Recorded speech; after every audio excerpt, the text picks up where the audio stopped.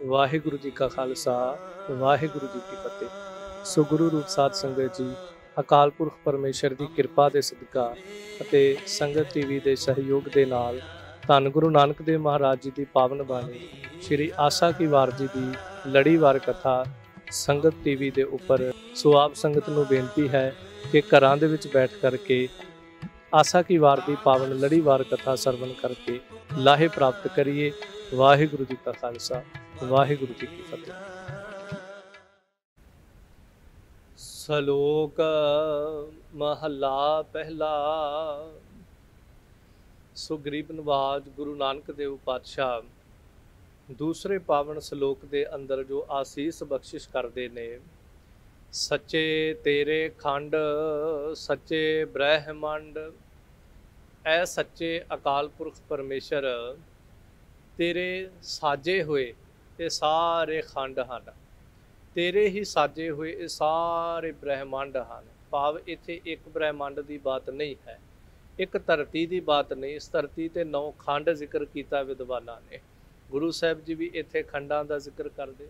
ਜਦੋਂ ਇੱਕ ਧਰਤੀ ਤੋਂ ਪਰੇ ਦੀ ਗੱਲ ਵੀ ਕਰਾਂਗੇ ਤਾਂ ਧੰਨ ਗੁਰੂ ਨਾਨਕ ਦੇਵ ਪਾਤਸ਼ਾਹ ਬਚਨ ਕਹਿੰਦੇ ਨੇ, ਧਰਤੀ ਹੋਰ ਪਰੈ ਹੋਰ ਹੋਰ, ਧਰਤੀ ਇੱਕ ਤੋਂ ਬਾਅਦ ਇੱਕ ਹੈ। ਹਾਲੇ ਸਾਡੀ ਪਕੜ ਦੇ ਵਿੱਚ ਤੇ ਆਇਆ ਹੀ ਕੁਛ ਨਹੀਂ। ਸਾਡੀ ਸਾਇੰਸ ਨੇ ਤੇ ਹਾਲੇ ਇੱਕ ਚੰਦ ਦੀ, ਕਿਸੇ ਇੱਕ ਮੰਗਲ ਗ੍ਰਹਿ ਦੀ ਖੋਜ ਕੀਤੀ। ਪਤਾ ਹੀ ਨਹੀਂ ਬ੍ਰਹਿਮੰਡ ਅੰਦਰ, ਗਲੈਕਸੀ ਅੰਦਰ ਉਹ ਕਿੰਨਾ ਕੁਝ ਸਾਜ ਕੇ ਬੈਠਾ ਹੋਇਆ ਹੈ। ਇਸ ਲਈ ਸਾਹਿਬ ਕਿਰਪਾ ਕਰਦੇ, ਸੱਚੇ ਤੇਰੇ ਖੰਡ ਸੱਚੇ ਬ੍ਰਹਿਮੰਡ। ਇੱਕ ਤਾਂ ਇਹ ਜਿਤਨੇ ਖੰਡ ਬ੍ਰਹਿਮੰਡ ਹਨ ਇਹ ਤੇਰੇ ਸਾਜੇ ਹੋਏ ਤੇ ਤੂੰ ਸੱਚੇ ਅਕਾਲ ਪੁਰਖ ਪਰਮੇਸ਼ਰ, ਤੂੰ ਸੱਚ ਸਰੂਪ ਹੈ। ਦੂਜਾ, ਤੇਰੇ ਵਿੱਚੋਂ ਸਾਜੇ ਨੇ, ਇਸ ਕਰਕੇ ਸਮੇਂ ਅਨੁਸਾਰ ਇਹ ਸੱਚ ਪ੍ਰਤੀਤ ਹੋ ਰਿਹਾ ਹੈ। ਕਿਉਂਕਿ ਦੇਖੋ, ਸੱਚ ਉਸੇ ਚੀਜ਼ ਨੂੰ ਕਵਾਂਗੇ ਜੋ ਮੈਨੂੰ ਦਿਸ ਰਹੀ ਹੈ। ਹਾਂ, ਬੇਸ਼ੱਕ ਹਵਾ ਮੈਨੂੰ ਨਾ ਦਿਸੇ ਪਰ ਸਰੀਰ ਨੂੰ ਸਪਰਸ਼ ਤੇ ਕਰ ਰਹੀ ਹੈ, ਮੰਨਦੇ ਹਾਂ ਅਸੀਂ। ਸਾਹ ਲੈ ਰਹੇ ਹਾਂ ਹਵਾ ਦੇ ਵਿੱਚ, ਬੇਸ਼ੱਕ ਨਹੀਂ ਦਿਸਦੀ। ਭਾਵ ਜਿਸ ਦੀ ਹੋਂਦ ਜਿਹੜੀ ਹੈ ਉਹ ਕੋਈ ਪਹਿਚਾਣ ਦੇ ਰਹੀ ਹੋਵੇ ਸਾਨੂੰ। ਹੁਣ ਸਾਰਾ ਪਸਾਰਾ ਉਹਦਾ ਸੱਚ ਹੈ, ਪਰ ਆਪਾਂ ਕਵਾਂਗੇ ਸਾਹਿਬ ਤੇ ਬਾਣੀ ਅੰਦਰ ਕਹਿੰਦੇ ਨੇ ਸਾਰਾ ਕੁਝ ਨਾਸ਼ ਹੈ। ਇੱਕ ਉਦਾਹਰਣ ਦੇ ਨਾਲ ਸਮਝੀਏ ਤਾਂ ਜਿਵੇਂ ਅੱਗ ਬਲੀ, ਅੱਗ ਦੇ ਵਿੱਚੋਂ ਚੰਗਿਆੜੀਆਂ ਨਿਕਲੀਆਂ। ਹੁਣ ਚੰਗਿਆੜੀਆਂ ਜਿਹੜੀਆਂ ਉਹ ਦਿਸ ਰਹੀਆਂ ਨੇ, ਪਰ ਚੰਗਿਆੜੀਆਂ ਸੱਚ ਨੇ, ਪਰ ਆਪਣੀ ਹੋਂਦ ਕਰਕੇ ਸੱਚ ਨਹੀਂ ਹਨ। ਅੱਗ ਬਲਦੀ ਪਈ ਹੈ, ਚੰਗਿਆੜੀਆਂ ਨਿਕਲਦੀਆਂ, ਤਾਂ ਚੰਗਿਆੜੀਆਂ ਸੱਚ ਨੇ। ਜੇ ਅੱਗ ਹੀ ਨਾ ਬਲਦੀ ਹੋਵੇ ਤੇ ਚੰਗਿਆੜੀਆਂ ਕਿੱਥੋਂ ਨਿਕਲਣ? ਤੇ ਨਿਕਲਣਗੀਆਂ ਹੀ ਨਹੀਂ ਤੇ ਸੱਚ ਕਿਵੇਂ ਪ੍ਰਤੀਤ ਹੋ ਜਾਣਗੀਆਂ? ਇੱਕ ਪਾਣੀ ਹੈ ਸਮੁੰਦਰ ਵਿੱਚ, ਦਰਿਆ ਵਿੱਚ, ਨਦੀ ਵਿੱਚ, ਲਹਿਰਾਂ ਉੱਠਦੀਆਂ ਨੇ। ਹੁਣ ਵਕਤੀ ਸਮੇਂ ਵਾਸਤੇ ਤੇ ਲਹਿਰ ਸੱਚ ਹੈ, ਭਾਵੇਂ 2 ਸੈਕਿੰਡ ਦਿਸੀ, ਭਾਵੇਂ 10 ਸੈਕਿੰਡ ਦਿਸੀ ਹੈ, ਵਕਤੀ ਸਮੇਂ ਵਾਸਤੇ ਤੇ ਸੱਚ ਹੀ ਹੈ। ਪਰ ਉਹ ਪੈਦਾ ਕਿੱਥੋਂ ਹੋਈ ਹੈ? ਉਹ ਸਮੁੰਦਰ ਦਰਿਆ ਚੋਂ ਪੈਦਾ ਹੋ ਰਹੀ ਹੈ। ਇਸ ਤਰ੍ਹਾਂ ਇਹ ਸਾਰਾ ਪਸਾਰਾ ਜਿੱਥੋਂ ਪੈਦਾ ਹੋਇਆ ਨਾ, ਉਹ ਅਕਾਲ ਪੁਰਖ ਪਰਮੇਸ਼ਰ ਸੱਚ ਹੈ। ਬਾਕੀ ਇਹ ਬ੍ਰਹਿਮੰਡ, ਇਹ ਸਾਰਾ ਪਸਾਰਾ, ਜਿਤਨੀ ਦੇਰ ਉਹਨੇ ਇਹਨੂੰ ਰੱਖਿਆ ਉਨੀ ਦੇਰ ਇਹ ਸੱਚ ਹੈ। ਜਿਸ ਦਿਨ ਇਹਨੂੰ ਸਮੇਟ ਲਏਗਾ ਉਸ ਦਿਨ ਇਹਨੂੰ ਝੂਠ ਕਰ ਦੇਗਾ। ਪਰ ਜਿੰਨਾ ਚਿਰ ਦਿਸ ਰਿਹਾ ਉਹਨਾਂ ਚਿਰ ਇਹ ਸੱਚ ਹੈ। ਜਿਵੇਂ ਅਸੀਂ ਇੰਝ ਵੀ ਸਮਝ ਸਕਦੇ ਹਾਂ, ਇੱਕ ਫਿਲਮ ਜਾਂ ਕੋਈ ਨਾਟਕ ਅਸੀਂ ਦੇਖ ਰਹੇ ਹਾਂ, ਜਿੰਨਾ ਚਿਰ ਆਪਾਂ ਉਹਨੂੰ ਦੇਖ ਰਹੇ ਹਾਂ ਉਸ ਸਟੋਰੀ ਨੂੰ, ਉਸ ਫਿਲਮ ਨੂੰ, ਉਸ ਨਾਟਕ ਨੂੰ, ਇੰਝ ਪ੍ਰਤੀਤ ਹੁੰਦਾ ਹੈ ਕਹਾਣੀ ਬਿਲਕੁਲ ਸੱਚ ਹੈ। ਇਹ ਜੋ ਕੁਝ ਹੋ ਰਿਹਾ ਬਿਲਕੁਲ ਸੱਚ ਹੋ ਰਿਹਾ। ਜੇ ਇੱਕ ਦੂਜੇ ਨੂੰ ਮਾਰਦਾ ਪਿਆ, ਸੱਚ ਵਿੱਚ ਮਾਰ ਦਿੱਤਾ ਉਹਨੇ। ਜੇ ਇੱਕ ਨੇ ਦੂਜੇ ਨਾਲ ਇੰਝ ਕੀਤਾ, ਸੱਚ ਵਿੱਚ ਕਰ ਦਿੱਤਾ। ਪਰ ਬਾਅਦ 'ਚ ਜਦੋਂ ਖਤਮ ਹੋ ਜਾਂਦਾ ਸਾਰਾ ਕੁਝ, ਫਿਰ ਪਤਾ ਲੱਗਦਾ ਨਹੀਂ ਜੀ ਉਹ ਤੇ ਇੱਕ ਕਲਪਨਾ ਸੀ ਸਾਰੀ। ਇੰਝ ਸਾਹਿਬ ਕਹਿੰਦੇ ਨੇ, ਸੱਚੇ ਤੇਰੇ ਖੰਡ ਸੱਚੇ ਬ੍ਰਹਿਮੰਡ, ਐ ਸੱਚੇ ਤੇਰੇ ਸਾਜੇ ਹੋਏ ਸਾਰੇ ਖੰਡ ਨੇ, ਤੇਰੇ ਸਾਜੇ ਹੋਏ ਸਾਰੇ ਬ੍ਰਹਿਮੰਡ ਹਨ। ਸੱਚੇ ਤੇਰੇ ਲੋਹ ਸੱਚੇ ਆਕਾਰ, ਇਹ ਲੋਹ, ਇਹ ਤਿੰਨੇ ਲੋਕ ਜਿਹੜੇ ਹਨ, ਸਵਰਗ ਲੋਕ, ਮਾਤ ਲੋਕ, ਪਾਤਾਲ ਲੋਕ, ਇਹ ਸੱਚੇ ਤੇਰੇ ਹਨ। ਤੇਰੇ ਤੋਂ ਬਿਨਾਂ ਇਹਨਾਂ ਦਾ ਕੋਈ ਮਾਲਕ ਨਹੀਂ ਹੈ। ਫਿਰ ਇਹ ਲੋਹ, ਭਾਵ ਆ ਜਿਤਨਾ ਬ੍ਰਹਿਮੰਡ ਦਾ ਪਸਾਰਾ, ਜਿਸ ਦੇ ਅੰਦਰ 14 ਲੋਕਾਂ ਦੀ ਗੱਲ ਪੈਂਦੀ, ਇਹ 14 ਲੋਕ ਵੀ ਸੱਚੇ ਤੇਰੇ, ਤੇਰੇ ਸਾਜੇ ਹੋਏ ਹਨ। ਫਿਰ ਲੋਹ, ਇੱਕ ਲੋਹ ਦਾ ਅਰਥ ਵਿਦਵਾਨ ਪ੍ਰਕਾਸ਼ ਵੀ ਕਰਦੇ ਨੇ। ਬਾਣੀ ਅੰਦਰ ਵੀ ਬੜੀ ਵਾਰ ਲੋਹ ਸ਼ਬਦ ਜਿਹੜਾ ਉਹ ਪ੍ਰਕਾਸ਼ ਰੂਪ ਅੰਦਰ ਆਉਂਦਾ। ਸੋ ਲੋਹ, ਜਿਵੇਂ ਆਪਾਂ ਕਹਿੰਦੇ ਦੀਵੇ ਦੀ ਲੋਹ, ਇਹ ਜਿਤਨਾ ਪ੍ਰਕਾਸ਼ ਹੈ, ਜੋ ਪਿਛਲੇ ਸ਼ਲੋਕ ਵਿੱਚ ਵੀ ਸਾਹਿਬ ਨੇ ਸੂਰਜ ਦੇ ਪ੍ਰਕਾਸ਼ ਦਾ ਜ਼ਿਕਰ ਕੀਤਾ, ਸੂਰਜ ਕੋਲ ਆਪਣਾ ਥੋੜੀ ਹੈ। ਸੱਚੇ ਤੇਰੇ ਲੋ, ਇਹਨਾਂ ਤਾਰਿਆਂ ਦੇ ਵਿੱਚ ਜੋ ਪ੍ਰਕਾਸ਼ ਹੈ, सूरज विच जो प्रकाश है, चंद्रमा विच जो प्रकाश है, ਜਾਂ ਕਿਸੇ ਦੇ ਹਿਰਦੇ ਅੰਦਰ ਗਿਆਨ ਦਾ ਜੋ ਪ੍ਰਕਾਸ਼ ਹੈ, ਜਾਂ ਇੰਜ ਕਹਿ ਦਈਏ ਕੋਈ ਕਿਸੇ ਵੀ ਤਰ੍ਹਾਂ ਦਾ ਪ੍ਰਕਾਸ਼ ਹੈ, ਉਹ ਸੱਚੇ ਤੇਰੇ। ਇਹ ਸਾਰੇ ਲੋਕ ਪ੍ਰਕਾਸ਼ ਸਰੂਪ ਸਭ ਕੁਝ ਤੇਰਾ ਹੈ। ਇਹ ਬ੍ਰਹਿਮੰਡ ਤੇਰਾ ਹੈ, 14 ਲੋਕ, ਤਿੰਨੇ ਲੋਕ ਤੇਰੇ ਹਨ। ਸੱਚੇ ਆਕਾਰ ਤੇ ਸੱਚੇ ਪਰਮੇਸ਼ਰ, ਆ ਸਾਰੇ ਆਕਾਰ ਜਿਹੜੇ ਹਨ ਇਹ ਤੇਰੇ ਹਨ। ਤੇਰੇ ਤੋਂ ਬਿਨਾਂ ਇਹਨਾਂ ਆਕਾਰਾਂ ਦਾ ਮਾਲਕ ਕੋਈ ਨਹੀਂ। ਭਾਵੇਂ ਸਰੀਰਾਂ ਦੇ ਆਕਾਰ ਦੀ ਗੱਲ ਪਵੇ ਜਾਂ ਆ ਬ੍ਰਹਿਮੰਡ ਦੇ ਅੰਦਰ ਇਹ ਇਮਾਰਤਾਂ ਆਕਾਰ, ਧਰਤੀ ਇੱਕ ਆਕਾਰ, ਸਮੁੰਦਰ ਇੱਕ ਆਕਾਰ ਦੇ ਵਿੱਚ ਹੈ। ਹਰ ਚੀਜ਼ ਜਿਹੜੀ ਉਹ ਆਕਾਰ ਹੈ, ਹਰ ਚੀਜ਼ ਜਿਹੜੀ ਉਹ ਕਿਸੇ ਤਰਤੀਬ ਦੇ ਵਿੱਚ ਹੈ। ਬੇਤਰਤੀਬਾ ਕੁਛ ਵੀ ਨਹੀਂ ਹੈ ਇਸ ਧਰਤੀ 'ਤੇ। ਬ੍ਰਹਿਮੰਡ ਦੇ ਅੰਦਰ ਵੀ ਬੇਤਰਤੀਬਾ ਕੁਛ ਨਹੀਂ। ਗਲੈਕਸੀ ਦੇ ਅੰਦਰ ਆਪਾਂ ਇਹ ਵੀ ਜਾਣਦੇ ਹਾਂ, ਜਦੋਂ ਕੋਈ ਚੀਜ਼ ਬੇਤਰਤੀਬੀ ਹੁੰਦੀ ਹੈ, ਉਸ ਗਲੈਕਸੀ ਦੇ ਚੱਕਰ ਤੋਂ ਬਾਹਰ ਹੁੰਦੀ ਹੈ, ਤੇ ਦੁਨੀਆ ਕਹਿ ਦਿੰਦੀ ਤਾਰਾ ਟੁੱਟ ਗਿਆ। ਕਿਉਂ? ਕਿਉਂਕਿ ਜੀ ਆਪਣੇ ਚੱਕਰ ਤੋਂ ਬਾਹਰ ਹੋ ਗਿਆ। ਬੇਤਰਤੀਬਾ ਕੁਛ ਨਹੀਂ। ਸਾਡੀ ਜ਼ਿੰਦਗੀ ਵੀ ਬੜੀ ਤਰਤੀਬ ਨਾਲ ਸਾਜੀ ਉਹਨੇ। ਸਾਡਾ ਇੱਕ ਇੱਕ ਅੰਗ ਤਰਤੀਬ ਦੇ ਨਾਲ ਲਾਇਆ ਉਹਨੇ। ਸਾਡੀਆਂ ਅੱਖਾਂ, ਸਾਡੀ ਨਾਸਿਕਾ, ਸਾਡੇ ਕੰਨ, ਇਹ ਸਾਰੇ ਆਕਾਰ ਉਸ ਸੱਚੇ ਨੇ ਬੜੇ ਤਰਤੀਬ ਦੇ ਨਾਲ ਲਾਏ ਨੇ। ਐਸਾ ਤਾਂ ਨਹੀਂ ਉਹਨੇ ਕੀਤਾ ਕੰਨ ਜਿਹੜੇ ਉਹ ਮੱਥੇ ਦੇ ਉੱਤੇ ਲਾ ਦਿੱਤੇ ਹੋਣ। ਇਸ ਲਈ ਸਭ ਕਹਿੰਦੇ ਸੱਚੇ ਆਕਾਰ, ਤੇਰੇ ਆਕਾਰ ਵੀ ਸੱਚੇ ਨੇ, ਜੋ ਪਹਿਲਾਂ ਵੀ ਮੈਂ ਜ਼ਿਕਰ ਕੀਤਾ। ਸੋ ਇਹ ਸੱਚੇ ਅਕਾਲ ਪੁਰਖ ਤੇਰੇ ਹੀ ਸਾਜੇ ਹੋਏ ਇਹ ਸਾਰੇ ਆਕਾਰ ਹਨ। ਸੱਚੇ ਤੇਰੇ ਕਰਨੇ ਸਰਬ ਵਿਚਾਰ।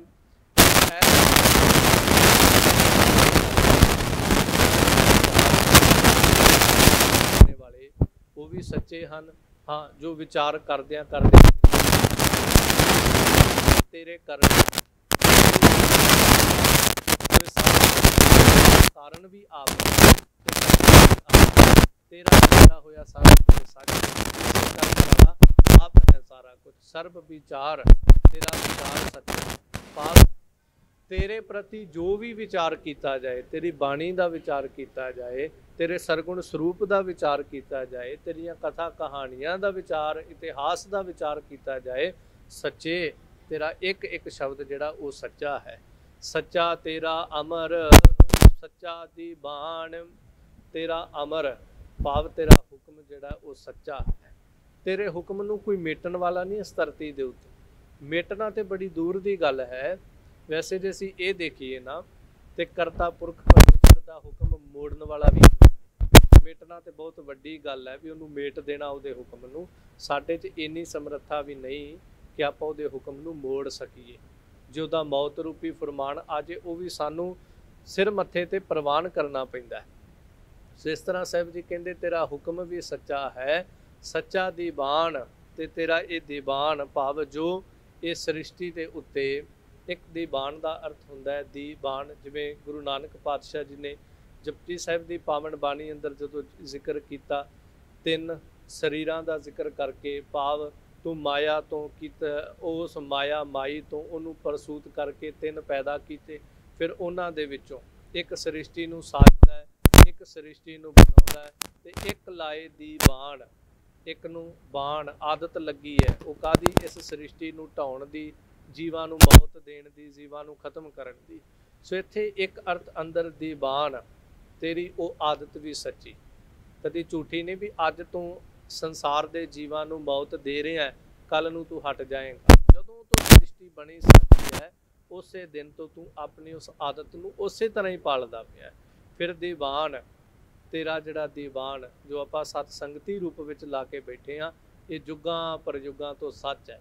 ਜਦੋਂ ਤੋਂ ਸ੍ਰਿਸ਼ਟੀ ਹੋਂਦ ਵਿੱਚ ਆਈ, ਉਹਦੀਆਂ ਬਾਤਾਂ, ਉਹਦੀਆਂ ਕਥਾ ਕਹਾਣੀਆਂ, ਉਹਦੀ ਉਸਤਤ, ਉਹਦੀ ਸਿਫਤੋ ਸਲਾਂਘਾ ਜਿਹੜੀ ਇੰਜ ਹੀ ਚੱਲਦੀ ਆ ਰਹੀ ਹੈ। ਫਿਰ ਸਾਹਿਬ ਕਹਿੰਦੇ ਦੀਵਾਨ।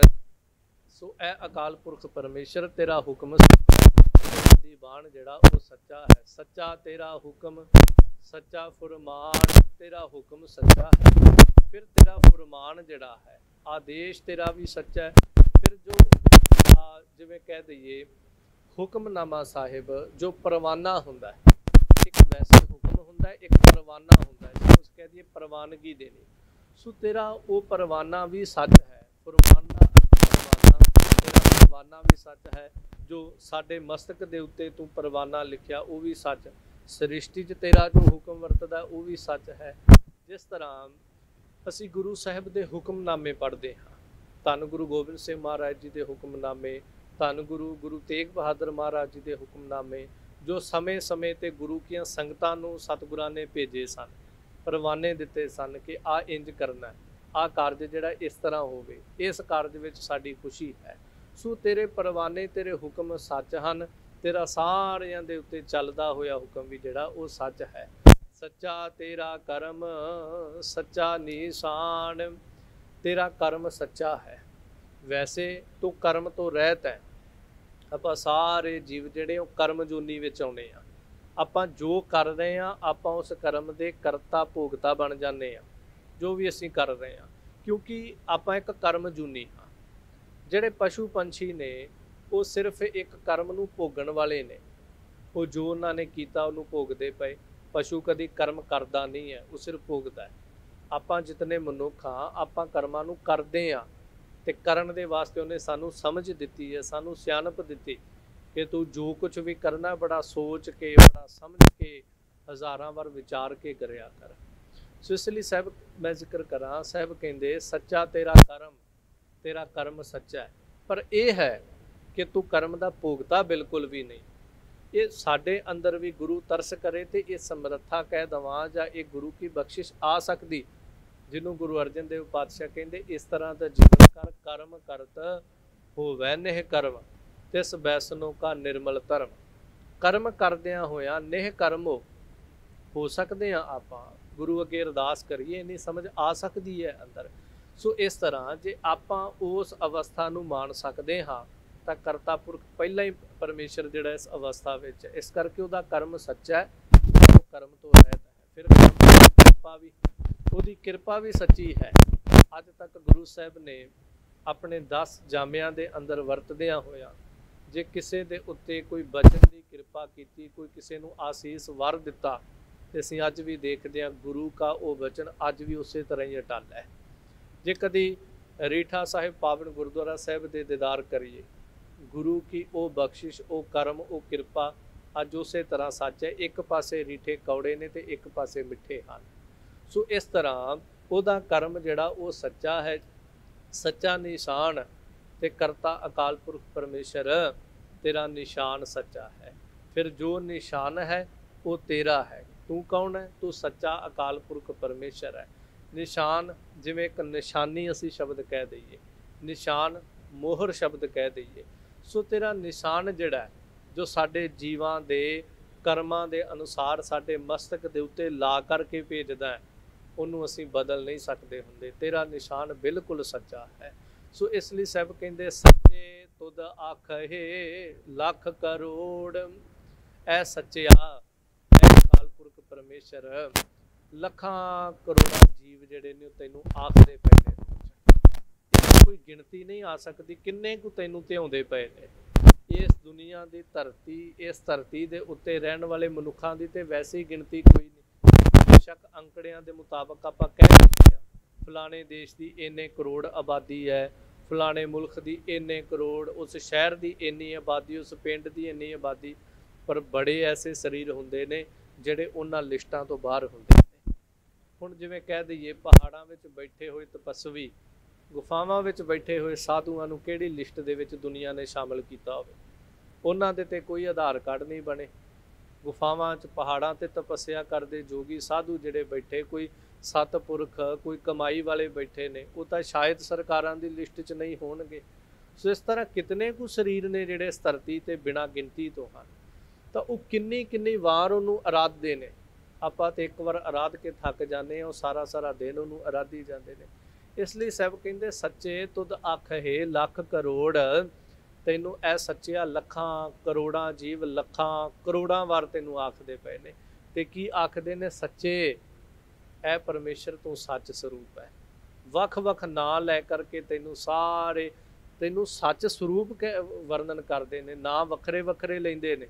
ਕੋਈ ਤੈਨੂੰ ਗਰੀਬ ਨਵਾਜ ਕਹਿ ਰਿਹਾ ਹੈ, ਕੋਈ ਅਨਾਥਾਂ ਦਾ ਨਾਥ ਕਹਿੰਦਾ ਹੈ, ਕੋਈ ਕਿਰਪਾਲੂ, ਕੋਈ ਦਿਆਲੂ ਕਹਿੰਦਾ ਹੈ, ਪਰ ਸਾਰਿਆਂ ਦੇ ਕਹਿਣ ਦਾ ਭਾਵ ਇਹ ਅਰਥ ਹੁੰਦਾ ਹੈ ਕਿ ਤੂੰ ਸੱਚਾ ਹੈ, ਤੂੰ ਹਰ ਇੱਕ ਨੂੰ ਪਾਲਣਹਾਰਾ ਹੈ। ਇਸ ਲਈ ਸਾਹਿਬ ਇੱਥੇ ਕਿਰਪਾ ਕਰਕੇ ਕਹਿੰਦੇ ਸੱਚਾ ਸਭ ਤਾਣ, ਸੱਚਾ ਸਭ ਜੋਰ। ਤੇਰਾ ਤਾਣ ਵੀ ਸੱਚਾ ਹੈ तेरा जोर भी सच्चा है। तान तू जो बल दिता है, तेरा बल भी सच्चा है। फिर जोर जो तू जोड़ दिता है, साडे शरीरां दे विच कमाल दी गल है, तू कैसे कैसे जोड़ पाए ने। हर चीज़ नूं जोड़िया होया, हर हड्डी किसी ना किसी नाल जुड़ी हुई है, हर शरीर का इंदरा जिहड़ा वो जुड़िया, अखां भी जुड़ियां ने। ऐसा तो नहीं भी अखां सारा दिन किते चेहरे दे नाल लमकदियां ही फिरदियां ने, जुड़ियां ने। हर एक चीज़ बड़े सोहणे तरीके नाल जोड़ के रखी। धरती दे उत्ते हर एक चीज़ जिहड़ी बड़े सोहणे तरीके दे नाल तू जोड़ के रखी है। जिवें आपां घर दे विच हर चीज़ नूं थां थां ते जोड़ के रखीए ना, बड़ी सोहणी लगदी है, घर भी सोहना लगदा है। चीज़ां थां थां जुड़ के पईआं होण, जे खलारा पाया होवे ते घर ही सोहना नहीं लगदा। आ जितना ब्रह्मंड का पसारा देखते हैं ना, प्रकृति नूं उन्हें कितना सोहना जोड़िया। किते हरियावल है, किते पहाड़ ने, किते बिल्कुल मैदान हन, किते केवल रेत दे टिब्बे ही टिब्बे ने, किते पानी ही पानी है। बड़े सोहणे तरीके नाल उन्हें सारा कुछ जिहड़ा थां थाई उन्होंने सवारिया है, जोड़िया है। फिर सारा ब्रह्मंड, आकाश, धरती सब कुछ जुड़िया पिया एक दूजे दे नाल। गलैक्सी विच घूमण वाला हर एक ग्रह जिहड़ा एक दूजे दे नाल जुड़िया पिया है, भाव एक दूजे की खिच शक्ति दे नाल जुड़िया होया। सो इस तरह तेरे जोड़ सच्चे ने, तेरा तान तेरा बल सच्चा है। फिर तू साडे शरीरां अंदर जो तान जोर बल दिता है, ये सच्चिया तेरा है।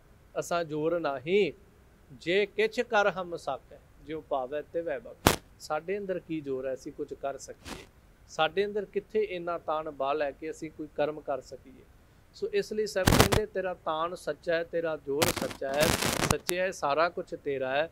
सच्ची तेरी सिफत सच्ची सालाह, तेरी सिफत सच्ची है ते तेरी सालांगा सच्ची है। भाव जदों सलाहिया जाता है, कुछ शरीरां दे द्वारा सलाहिया जाता है। जदों सिफत की जाती, कई बार एक शरीर बह के उसकी सिफत कर रहा है, तो जदों कुछ 2 4 10 15 ਜਾਂ ਇਸ ਤੋਂ ਵੱਧ गिनती बह के करती है, बुलाते पे ने परमेश्वर ने।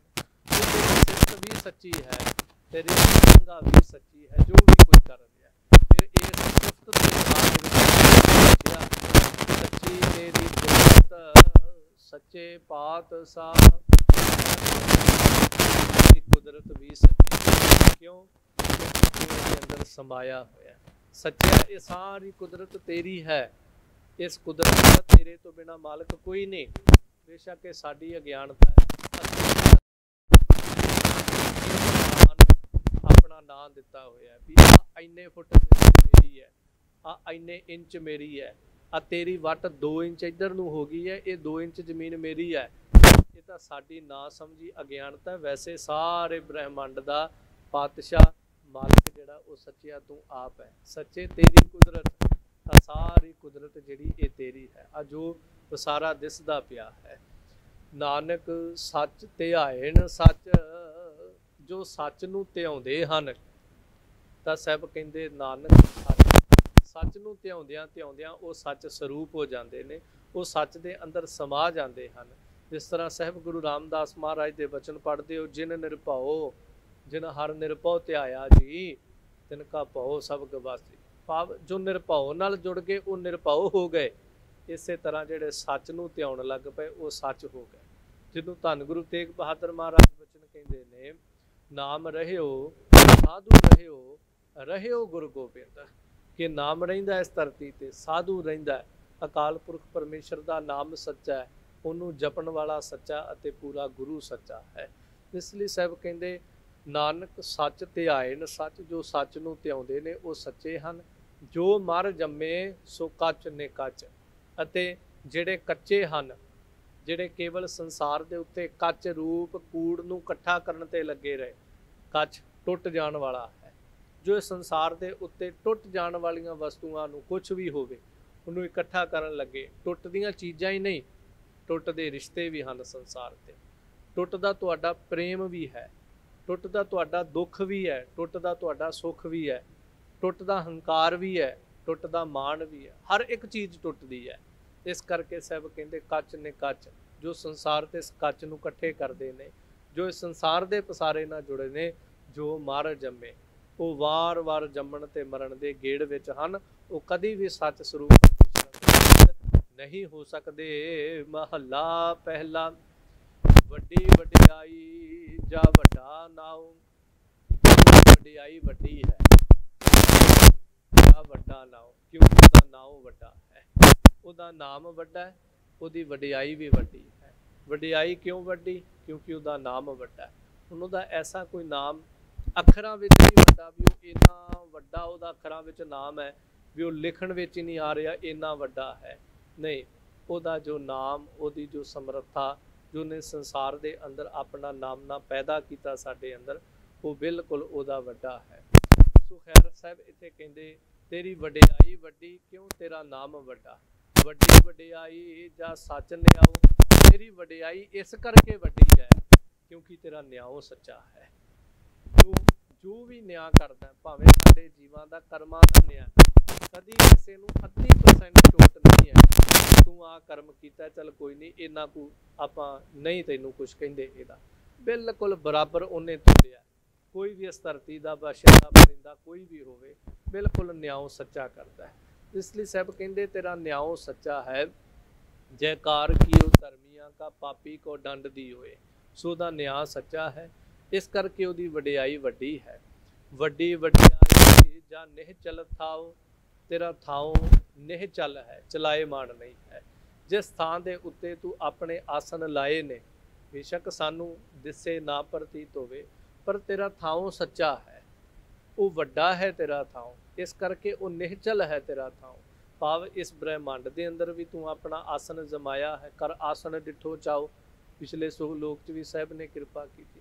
ਸੋ ਤੇਰਾ ਆਸਨ ਸੱਚਾ ਹੈ, ਬੇਸ਼ੱਕ ਸ੍ਰਿਸ਼ਟੀ ਤੂੰ ਸੰਕੋਚ ਲਵੇਂਗਾ, ਇਸ ਕਰਕੇ ਵੀ ਤੇਰੀ ਵਡਿਆਈ ਜਿਹੜੀ ਵੱਡੀ ਹੈ। ਵੱਡੀ ਵਡਿਆਈ ਜਾਣੈ ਆ ਲਾਓ। ਵੱਡੀ ਵਡਿਆਈ ਇਸ ਕਰਕੇ ਤੇਰੀ ਵਡਿਆਈ ਵੱਡੀ ਕਿਉਂਕਿ ਤੂੰ ਜਾਣੈ ਆ ਲਾਓ, ਸਾਰਿਆਂ ਨੂੰ ਜਾਣਦਾ ਹੈ ਤੇ ਸਾਰਿਆਂ ਨੂੰ ਪ੍ਰਵਾਨਗੀ ਦੇਣਾ ਸੰਸਾਰ ਦੇ ਉੱਤੇ। ਭਾਵ ਤੇਰੇ ਹੁਕਮ ਦੇ ਅੰਦਰ ਸਾਰਾ ਕੁਝ ਜਿਹੜਾ ਹੈ ਉਹ ਇਹ ਜੀਵ ਜਿਹੜੇ ਹਨ ਕਰ ਰਹੇ ਹਨ। ਵੱਡੀ ਵਡਿਆਈ ਬੁੱਝੈ ਸਭ ਭਾਓ। ਤੇਰੀ ਵਡਿਆਈ ਇਸ ਕਰਕੇ ਵੱਡੀ ਹੈ ਕਿਉਂਕਿ ਤੂੰ ਸਾਰਿਆਂ ਦੇ ਭਾਵ ਪ੍ਰੇਮ ਨੂੰ ਬੁੱਝਦਾ ਹੈ। ਇਹ ਨਹੀਂ ਕਿ ਜੇ ਕੋਈ ਤੇਰੇ ਸਾਹਮਣੇ ਬਹਿ ਕੇ ਤੇਰੇ ਨਾਲ ਪ੍ਰੇਮ ਕਰਦਾ ਹੈ ਕੋਈ ਪ੍ਰੇਮ ਜਾਣਦਾ ਹੈ। ਕੋਈ ਗੁਫਾਵਾਂ 'ਚ ਬੈਠਾ ਕੋਈ ਗਰੀਬ ਕਰੇ ਕੋਈ ਅਮੀਰ ਕਰੇ, ਤੂੰ ਸਾਰਿਆਂ ਦੇ ਭਾਵ ਨੂੰ ਪ੍ਰੇਮ ਨੂੰ ਬੁੱਝਦਾ ਹੈ, ਅੰਦਰ ਦੀਆਂ ਜਾਣਦਾ ਹੈ। ਇਸ ਲਈ ਤੇਰੀ ਵਡਿਆਈ ਵੱਡੀ ਹੈ। ਵੱਡੀ ਵਡਿਆਈ ਜਾਂ ਵੱਡੀ ਵਡਿਆਈ ਜਾਂ ਪੁੱਛ ਨਾ ਦਾਤ।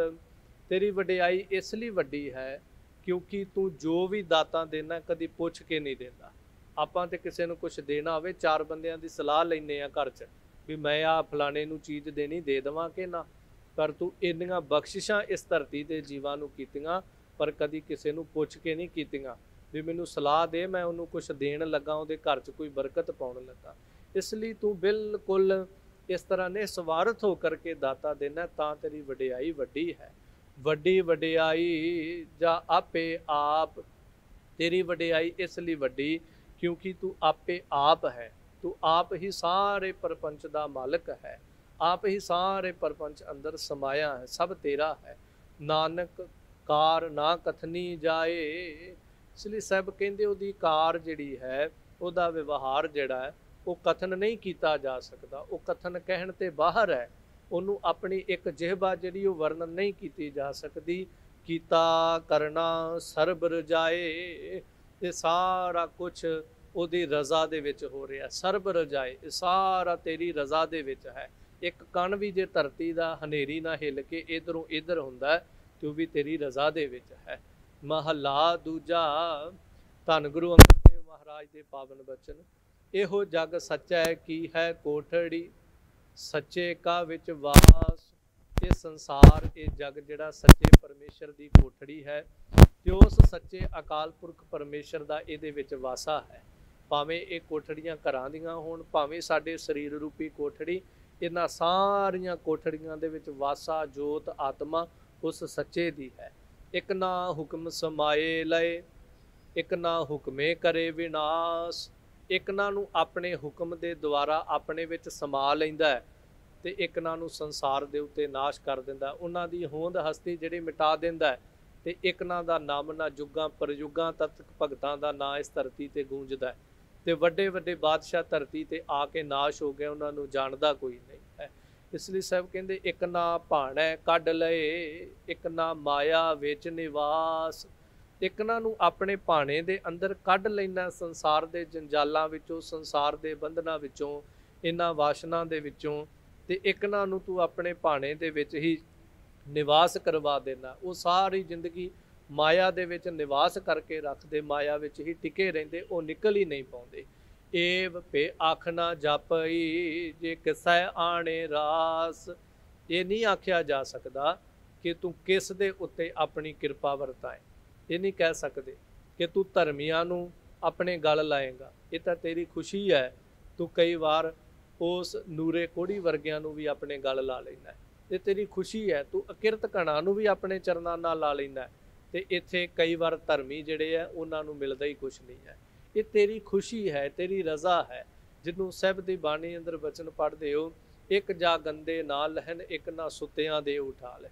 ਇਸ ਲਈ ਸਾਹਿਬ ਕਹਿੰਦੇ ਕਿਸੈ ਆਣੇ ਰਾਸ, ਕਿਸ ਦੇ ਉੱਤੇ ਤੇਰੀ ਰਹਿਮਤ ਵਰਤੇ, ਇਹ ਕੁਝ ਵੀ ਕਿਹਾ ਨਹੀਂ ਜਾ ਸਕਦਾ ਹੈ। ਨਾਨਕ ਗੁਰਮੁਖ ਜਾਣੀ ਹੈ ਜਾਂ ਕਉ ਆਪ ਕਰੇ ਪ੍ਰਗਾਸ। ਜਿਨ੍ਹਾਂ ਦੇ ਹਿਰਦੇ ਵਿੱਚ ਆਪ ਪ੍ਰਕਾਸ਼ ਕਰਦਾ ਹੈ, ਸਾਹਿਬ ਕਹਿੰਦੇ ਉਹਨਾਂ ਨੂੰ ਗੁਰਮੁਖ ਜਾਣੀਐ। ਉਹ ਗੁਰਮੁਖ ਹਨ, ਉਹ ਮੁਖੀ ਗੁਰੂ ਨੂੰ ਆਪਣੀ ਜ਼ਿੰਦਗੀ 'ਚ ਮੰਨਦੇ ਤੇ ਗੁਰੂ ਵੱਲ ਮੁਖ ਕਰਕੇ ਤੁਰਨ ਵਾਲੇ ਹਨ। ਪੌੜੀ ਨਾਨਕ ਜੀ ਉਪਾਏ ਕੈ ਲਿਖ ਨਾਵੈ ਧਰਮ ਬਹਾਲਿਆ। ਧੰਨ ਗੁਰੂ ਨਾਨਕ ਤੇ ਮਹਾਰਾਜ ਪੌੜੀ ਦੇ ਅੰਦਰ ਕਿਰਪਾ ਕਰਦੇ। ਨਾਨਕ ਜੀ ਉਪਾਏ ਕੈ, ਪਰਮੇਸ਼ਰ ਨੇ ਸਾਰੇ ਜੀਵ ਜਿਹੜੇ ਇਹਨਾਂ ਨੂੰ ਪੈਦਾ ਕਰਕੇ ਲਿਖ ਨਾਵੈ ਧਰਮ ਬਹਾਲਿਆ, ਇਹਨਾਂ ਦਾ ਹਿਸਾਬ ਕਿਤਾਬ ਰੱਖਣ ਦੇ ਵਾਸਤੇ, ਇਹਨਾਂ ਸਾਰੇ ਜੀਵ ਜਿਹੜੇ ਹਨ, ਇਹਨਾਂ ਜੀਵਾਂ ਦੇ ਕਰਮਾਂ ਦਾ ਲੇਖਾ ਕਰਨ ਵਾਸਤੇ ਧਰਮਰਾਜ ਨੇ ਇਹਨਾਂ ਸਾਰਿਆਂ ਦੇ ਉੱਤੇ ਇਹ ਧਰਮਰਾਜ ਜਿਹੜਾ ਜੀਵਾਂ ਤੇ ਬਹਾਇਆ ਹੈ। ਉਥੈ ਸੱਚੇ ਹੀ ਸੱਚ ਨਿਬੜੈ, ਚੁਣ ਵੱਖ ਕੱਢੇ ਜਜਮਾਲਿਆ। ਉਹਦੀ ਦਰਗਾਹ ਦੇ ਵਿੱਚ ਸੱਚੇ ਜਿਹੜੇ ਨੇ, ਸੱਚ ਨਾਲ ਜੋ ਜੁੜੇ ਹੋਏ ਹਨ, ਉਹ ਨਿਬੜਦੇ ਹਨ। ਭਾਵ ਉਹਨਾਂ ਦਾ ਲੇਖਾ ਜਿਹੜਾ ਉਹ ਪੁੱਛਿਆ ਨਹੀਂ ਜਾਂਦਾ। ਚੁਣ ਵੱਖ ਕੱਢੇ ਜਜਮਾਲਿਆ, ਉਹਨਾਂ ਨੂੰ ਦੂਸਰੇ ਜਿਹੜੇ ਜੀਵ ਹਨ ਉਹਨਾਂ ਦੇ ਨਾਲੋਂ ਵੱਖਰੇ ਕੱਢ ਲਿਆ ਜਾਂਦਾ ਹੈ। ਉਹਨਾਂ ਦੇ ਹਿਸਾਬ ਕਿਤਾਬ ਨਹੀਂ। ਧਰਮ ਰਾਏ ਦਰ ਕਾਗਦ ਫਾਰੇ, ਜਨ ਨਾਨਕ ਲੇਖਾ ਸਮਝਾ। ਉਹ ਅਕਾਲ ਪੁਰਖ ਪਰਮੇਸ਼ਰ ਦੇ ਦਰ ਤੇ ਪ੍ਰਵਾਨ ਹੋ ਗਏ। ਥਾਉ ਨਾ ਪਾਏ ਨ ਕੂੜੇਆਰ, ਮੋਹ ਕਾਲੈ ਦੋਜਕ ਚਾਲਿਆ। ਤੇ ਜਿਹੜੇ ਕੂੜੇਆਰ ਖੋਟੇ ਪੁਰਖ ਨੇ, ਉਹ ਪਰਮੇਸ਼ਰ ਦੀ ਦਰਗਾਹ ਵਿੱਚ ਥਾਉ ਨਹੀਂ ਪਾਉਂਦੇ। ਉਹਨਾਂ ਦਾ ਮੁਖ ਜਿਹੜਾ ਹੈ ਇੱਥੇ ਤੇ ਉੱਥੇ ਕਾਲਾ ਹੈ। ਕਾਲਾ ਮੂੰਹ ਕਰਕੇ ਦੋਜਕ ਚਾਲਿਆ, ਉਹਨਾਂ ਨੂੰ ਨਰਕਾਂ ਦੇ ਵਿੱਚ ਲੈ ਜਾਂਦੇ, ਸੁੱਟ ਦਿੰਦੇ, ਲਿਜਾ ਕਰਕੇ ਉਹਨਾਂ ਨੂੰ ਸਜ਼ਾਵਾਂ, ਸੰਤਾਪ, ਪੀੜਾ ਦਿੰਦੇ। ਤੇਰਾ ਨਾਏ ਰੱਤੇ ਸੇ ਜਿਨ ਗਏ, ਹਰ ਗਏ ਸੇ ਠੱਗਣ ਵਾਲਿਆ। ਤੇਰੇ ਨਾਮ ਦੇ ਵਿੱਚ ਜੋ ਰੱਤੇ ਨੇ, ਸਾਹਿਬ ਕਹਿੰਦੇ ਜਿਨ ਗਏ, ਤੇਰੇ ਨਾਮ ਦੇ ਵਿੱਚ ਰੱਤੇ ਹੋਏ ਜਿਹੜੇ ਗਏ ਨੇ, ਹਰ ਗਏ, ਹਾਰ ਗਏ ਸੇ ਠੱਗਣ ਵਾਲਿਆ। ਉਹ ਪਰਮੇਸ਼ਰ ਦੇ ਸਰੂਪ ਵਿੱਚ ਅਭੇਦ ਹੋ ਗਏ, ਪ੍ਰਵਾਨ ਹੋ ਗਏ, ਤੇ ਸੰਸਾਰ ਦੇ ਉੱਤੇ ਜਿਹੜੇ ਠੱਗਣ ਵਾਲੇ ਸਨ, ਉਹ ਜੀਵਨ ਦੀ ਬਾਜੀ ਨੂੰ ਹਾਰ ਗਏ। ਉਹ ਮਨੁੱਖਾ ਜਨਮ ਜਿਹੜਾ ਸੀ ਉਹਨੂੰ ਹਾਰ ਗਏ। ਲਿਖ ਨਾਵੈ ਧਰਮ ਬਹਾਲਿਆ। ਅਖੀਰ ਸਾਹਿਬ ਕਹਿੰਦੇ ਉਸ ਕਰਤਾ ਪੁਰਖ ਪਰਮੇਸ਼ਰ ਨੇ ਸਾਰਿਆਂ ਦੇ ਕਰਮਾਂ ਨੂੰ ਲਿਖਣ ਵਾਸਤੇ ਧਰਮ ਰਾਜਾ ਜਿਹੜਾ ਉਹ ਸਾਡੇ ਜੀਵਾਂ ਦੇ ਸਿਰ ਉੱਤੇ ਬਿਠਾਇਆ ਹੋਇਆ। ਇੰਜ ਧੰਨ ਗੁਰੂ ਨਾਨਕ ਦੇਵ ਮਹਾਰਾਜ ਦੂਸਰੇ ਇਸ ਪਾਵਨ ਸ਼ਲੋਕ ਦੇ ਅੰਦਰ ਕਰਤਾ ਪੁਰਖ ਅਕਾਲ ਪੁਰਖ ਦੀ ਸਿਫਤੋ ਸਲਾਂਘਾ, ਉਹਦੀ ਵਡਿਆਈ, ਉਹਦੀ ਸਮਰੱਥਾ ਤੇ ਉਹਦਾ ਜੋ ਪਰਪੰਚ ਦੇ ਅੰਦਰ ਉਹਦੀ ਹੋਂਦ ਹੈ, ਉਹਦਾ ਜ਼ਿਕਰ ਕੀਤਾ ਹੈ। ਵਾਹਿਗੁਰੂ ਜੀ ਕਾ ਖਾਲਸਾ, ਵਾਹਿਗੁਰੂ ਜੀ ਕੀ ਫਤਿਹ। ਸੋ ਗੁਰੂ ਰੂਪ ਸਾਧ ਸੰਗਤ ਜੀ, ਅਕਾਲ ਪੁਰਖ ਪਰਮੇਸ਼ਰ ਦੀ ਕਿਰਪਾ ਦੇ ਸਦਕਾ ਅਤੇ ਸੰਗਤ ਟੀਵੀ ਦੇ ਸਹਿਯੋਗ ਦੇ ਨਾਲ ਧੰਨ ਗੁਰੂ ਨਾਨਕ ਦੇਵ ਮਹਾਰਾਜ ਜੀ ਦੀ ਪਾਵਨ ਬਾਣੀ ਸ਼੍ਰੀ ਆਸਾ ਕੀ ਵਾਰ ਜੀ ਦੀ ਲੜੀਵਾਰ ਕਥਾ ਸੰਗਤ ਟੀਵੀ ਦੇ ਉੱਪਰ। ਸੋ ਆਪ ਸੰਗਤ ਨੂੰ ਬੇਨਤੀ ਹੈ ਕਿ ਘਰਾਂ ਦੇ ਵਿੱਚ ਬੈਠ ਕਰਕੇ ਆਸਾ ਕੀ ਵਾਰ ਦੀ ਪਾਵਨ ਲੜੀਵਾਰ ਕਥਾ ਸਰਵਣ ਕਰਕੇ ਲਾਹੇ ਪ੍ਰਾਪਤ ਕਰੀਏ। ਵਾਹਿਗੁਰੂ ਜੀ ਕਾ ਖਾਲਸਾ, ਵਾਹਿਗੁਰੂ ਜੀ ਕੀ ਫਤਿਹ।